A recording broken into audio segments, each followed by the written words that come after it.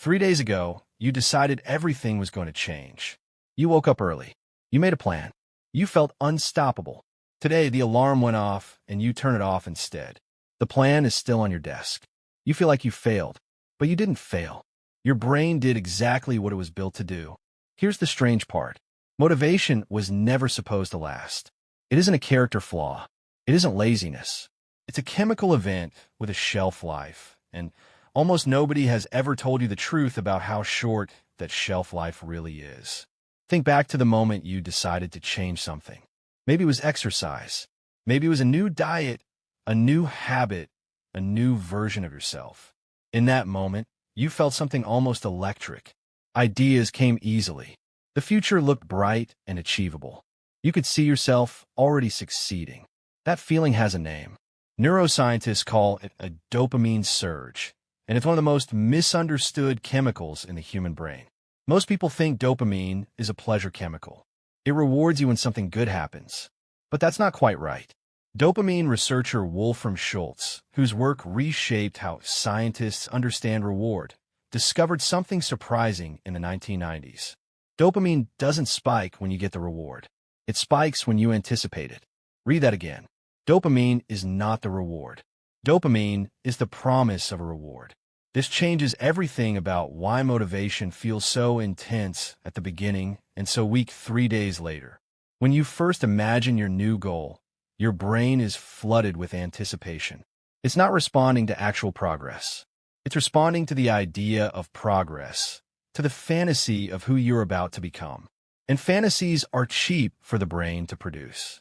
They cost nothing. There's no sweat, no discomfort, no early mornings. Just imagination. And imagination is the easiest high there is. So on day 1, your brain is essentially high on possibility. By day 3, something has shifted. The task is no longer imaginary. It's real. It's repetitive. It's a little bit boring. And boredom is where dopamine quietly exits the room. This is where a second piece of the puzzle comes in. Psychologist Roy Baumeister spent decades studying something called self-regulation, and what he found was unsettling to anyone who believes motivation is simply a matter of willpower. Baumeister's research suggested that self-control behaves less like a personality trait and more like a muscle. It can be trained. It can also be exhausted. Every decision you make throughout the day, what to eat, what to say, whether to check your phone, draws from the same limited pool of mental energy. By the time you reach your new habit at the end of a long day, that pool is often already drained. Not because you're weak, because you're human, and humans only have so much regulatory energy to spend before the tank runs low. This is why motivation rarely fails in the morning. It fails in the evening, after the small decisions have already spent what you had left. But there's a third piece, and it might be the most important one. Your brain didn't evolve to build long-term habits through willpower. It evolved to build habits through repetition and reward, wired together through neural pathways that strengthen with use. This process was mapped out in detail by psychologist B.J. Fogg, whose research on behavior design showed that lasting habits form not through big bursts of motivation, but through small, repeated actions that are easy enough to survive the days when motivation disappears completely. Here's the problem. Most people do the opposite. They start with a massive burst of motivation and a massive plan. 90 minutes at the gym every day. A completely new diet overnight. An entirely restructured schedule. It feels good to imagine. It feels almost impossible to sustain. Motivation gives you the spark. But a spark was never meant to keep the fire burning. That job belongs to something slower, quieter, and far less exciting: systems. Think about brushing your teeth. You don't feel a surge of motivation before brushing your teeth. You don't need one. It happens automatically because the behavior has been repeated so many times that your brain no longer treats it as a decision. It treats it as a default. That's what a real habit looks like. Not motivation. Automation. But automation takes time to build, and most people give up long before their brain has had the chance to encode the behavior as automatic. Some studies estimate this process can take anywhere from a few weeks to a few months, depending on the complexity of the habit. 3 days is nowhere near enough time. 3 days is barely past the fantasy stage. So when your motivation disappears on day 3, it isn't a sign that something is wrong with you.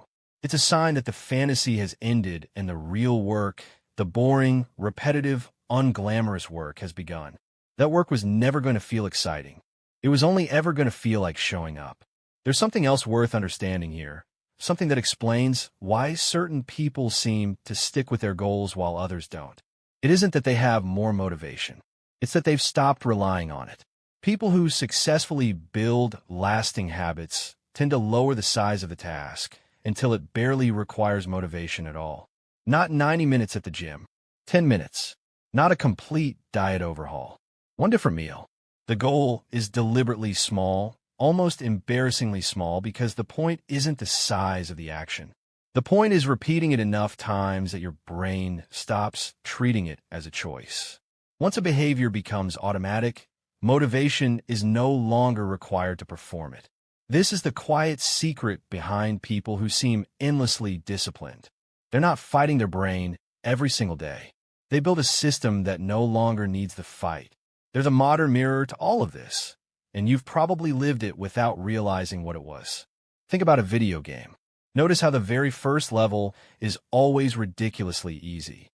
You almost can't fail. That's intentional. Game designers understand something about dopamine that most people trying to build a habit do not.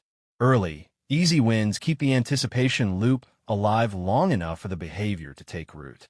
Your own goals could work the same way if you let them start small enough to survive the moment your initial motivation runs out. So here's the real answer to the question you've probably asked yourself more than once. Usually around 3 in the morning, staring at a habit tracker with more red marks than green ones. You are not failing because you lack discipline. You are failing because you were taught to expect a feeling that was never designed to last, and then blamed yourself when biology did exactly what biology always does. Motivation was never the engine. It was only ever the spark. And 3 days ago, that spark did exactly its job. It got you started. What happens next was never supposed to depend on how you feel. It was always supposed to depend on what you repeat.